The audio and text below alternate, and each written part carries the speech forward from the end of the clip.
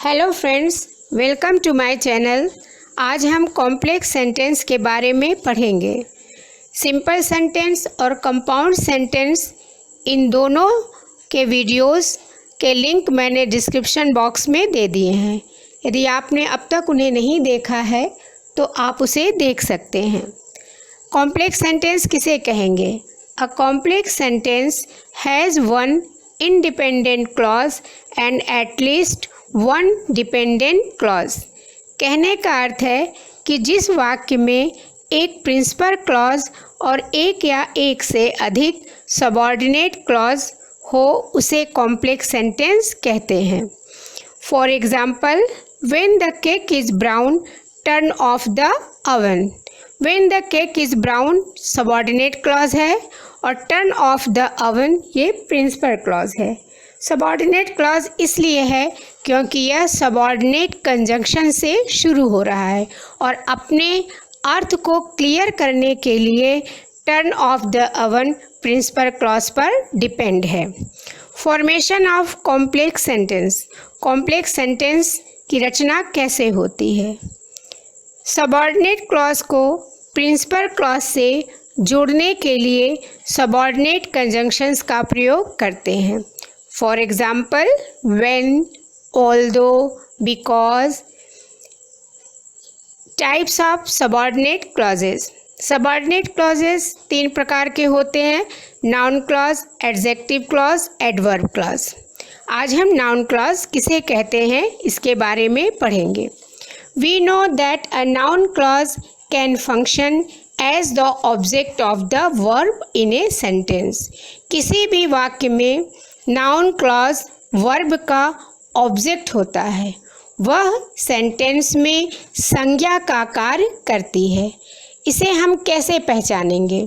इसे जानने के लिए वाक्य में दिए गए मेन वर्ब से जब हम क्या व्हाट पूछते हैं तो उसका जो रिप्लाई आता है, व्हाट का जो आंसर आता है, वह ऑब्जेक्ट नाउन क्लॉज कहलाता है। फॉर एग्जाम्पल, आई नो ये प्रिंसिपल क्लॉज है that you are a good student. Know से हम प्रश्न करेंगे क्या जानते हैं, ओनली वन क्वेश्चन, क्या जानते हैं। आंसर मिला that you are a student. जो आंसर मिला that you are a student, ये हो गया हमारा नाउन क्लॉज। सबऑर्डिनेट क्लॉज को प्रिंसिपल क्लॉज से जोड़ने के लिए हम दैट का प्रयोग करते हैं, इफ़ का प्रयोग करते हैं, वेदर का प्रयोग करते हैं और सभी प्रकार के क्वेश्चन वर्ड्स का प्रयोग करते हैं। हु, विच, व्हाट, हुम, वाई, वेयर, व्हेन, इन सभी का भी हम प्रयोग करते हैं। लेकिन one thing is very important, एक बात ध्यान में रखना है कि इन सभी प्रकार के क्वेश्चन वर्ड से हम एडजेक्टिव क्लॉज भी बनाते हैं।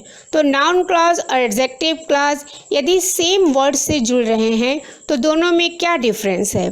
देखिए, I know who has stolen my pen. यहाँ पर हु से नाउन क्लॉज बन रहा है, लेकिन नाउन क्लॉज इसलिए है कि हु से पहले कोई नाउन या प्रोनाउन नहीं आया है। हु से पहले वर्ब है, इसलिए ये नाउन क्लॉज है। I know the man who has stolen my pen, ये एडजेक्टिव क्लॉज कहलाएगा। बिल्कुल क्लियर है क्योंकि हु से पहले नाउन द मैन आ गया है, इसलिए ये एडजेक्टिव क्लॉज है। दोनों के डिफरेंस को आपको ध्यान में रखना पड़ेगा। अब हम देखते हैं दैट से कैसे नाउन क्लॉज बनता है। He says that he will go. That से शुरू हो रहा है, वह जानता है कि वह कहाँ जाएगा। दैट वाला part noun clause. I know that you are intelligent. That से नाउन क्लॉज।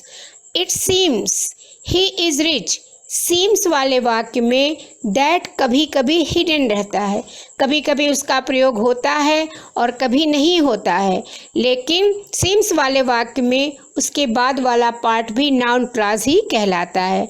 यह प्रतीत होता है, क्या प्रतीत होता है?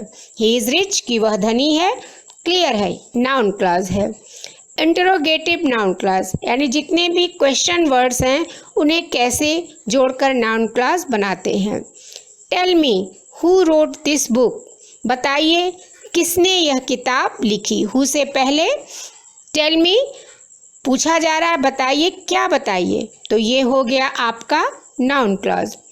Inform him when you will come back, when inform him, उसे सूचित करिए वह कब आएगा, ये व्हेन से लेके बैक तक का पार्ट हो गया आपका नाउन क्लॉज।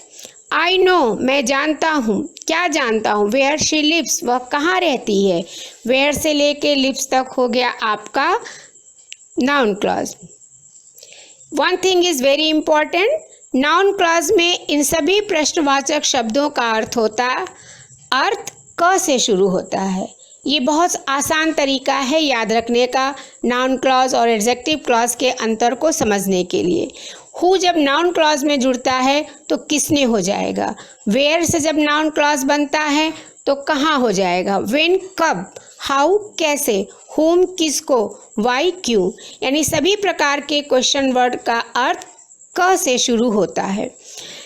नेक्स्ट, कभी कभी प्रश्नवाचक शब्दों से प्रारंभ होने वाले नाउन क्लॉज वाक्य के आरंभ में आ जाते हैं। अभी तक हमने देखा कि जितने भी क्वेश्चन वर्ड से नाउन क्लॉज बन रहे थे वो वाक्य के मध्य में आ रहे थे, बीच में आ रहे थे, लेकिन कभी कभी वो वाक्य के बिगिनिंग में भी आ जाते हैं। जैसे that he is a thief is known to all, कि वह चोर है यह बात सबको पता है।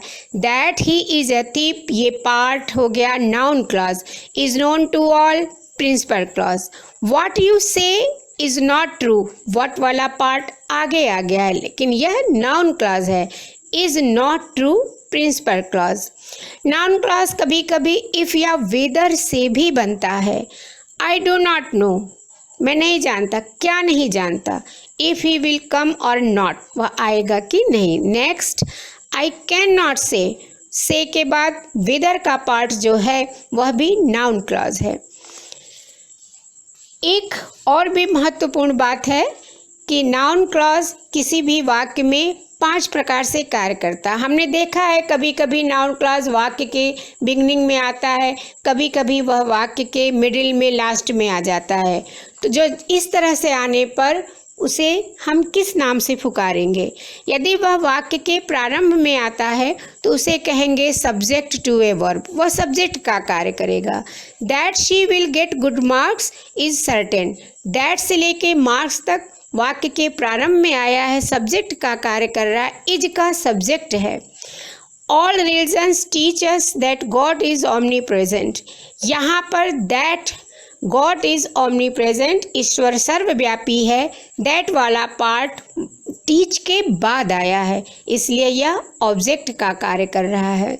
ऑब्जेक्ट टू अ प्रीपोजिशन, कभी कभी नाउन क्लॉज के पहले या कोई भी प्रीपोजिशन आ जाता है, इसलिए वह कहलाता है object to a preposition. You must rely, आपको भरोसा करना चाहिए, किस पर, और on what she said yesterday, on से लेके यस्टरडे तक का पार्ट हो गया noun clause. Complement to a verb, the reason of करण's failure is that he is careless, is के बाद यहाँ पर दैट आया है, दैट ही इज केयरलेस, यह कॉम्प्लीमेंट टू ए वर्ब कहलाएगा। Next, case in A position to a noun clause. Our hope comma that the rains would come was wrong, यहाँ पर दैट से लेके कम तक का पार्ट 2 क्वामा के बीच में आया है, इसलिए इसे केस इन ए पोजिशन कहेंगे। नेक्स्ट वीडियो में हम इसके सेकेंड पार्ट को देखेंगे जो बहुत ही इम्पॉर्टेंट होगा, उसे देखना आप मत भूलिएगा। Thanks for watching the video, और उम्मीद है कि आपने मेरे चैनल को लाइक भी किया होगा और सब्सक्राइब भी किया होगा। Thank you.